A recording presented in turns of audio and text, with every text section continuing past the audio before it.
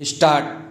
भारत जब ब्रिटिश सरकार के अधीन था तब उठो जागो और तब तक नहीं रुको जब तक लक्ष्य प्राप्त न हो जाए जैसा संदेश देकर भारतीयों को जगाने वाले महापुरुष स्वामी विवेकानंद अपने ज्ञान तथा अध्यात्म के लिए पूरे विश्व में प्रसिद्ध थे।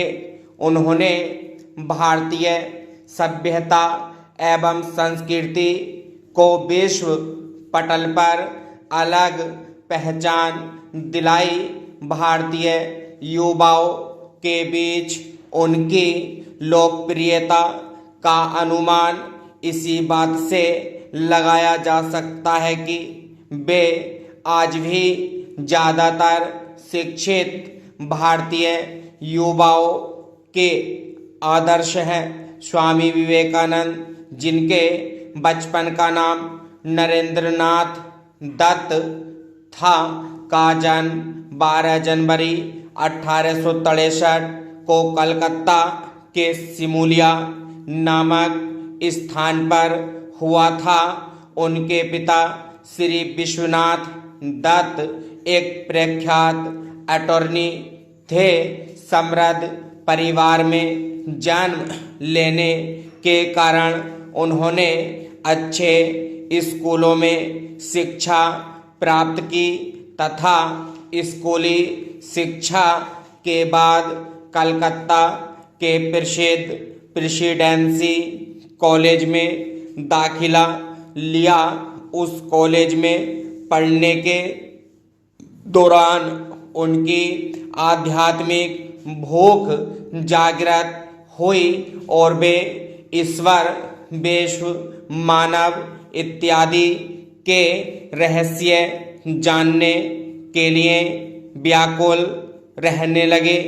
इसी दौरान उन्हें किसी ने रामकृष्ण परमहंस के बारे में बताया, जिनकी विद्वता एवं प्रवचनों की चर्चा कलकत्ता की शिक्षण संस्थाओं के साथ साथ संभ्रांत समाज में भी होने लगी थी।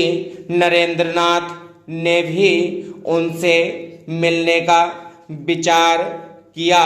नरेंद्रनाथ ने परमहंस से अपनी पहली ही मुलाकात में प्रश्न किया, क्या आपने ईश्वर को देखा है? परमहंस ने इस प्रश्न का मुस्कुराते हुए जवाब दिया, हाँ, मैंने ईश्वर को बिल्कुल वैसे ही देखा है जैसे मैं तुम्हें देख रहा हूँ।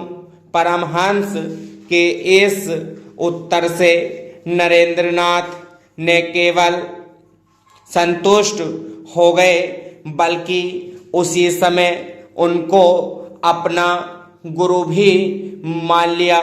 इसी घटना के बाद उन्होंने संन्यास लेने का निर्णय लिया।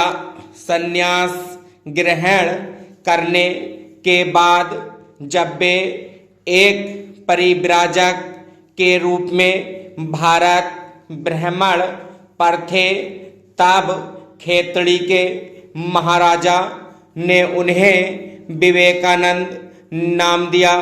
रामकृष्ण परमहंस से मिलने से पूर्व स्वामी विवेकानंद हार्वर्ड स्पेंसर के नास्तिकवाद से संप्रभावित थे। समय के साथ साथ स्वामी विवेकानंद में नास्तिकवाद का विकास होता जा रहा था। 1893 ईस्वी में जब संयुक्त राज्य अमेरिका के शिकागो में विश्व धर्म सम्मेलन का आयोजन हुआ तो खेतड़ी के महाराज ने विवेकानंद जी को भारत के प्रतिनिधि के तौर पर उसमें भाग लेने के लिए भेजा।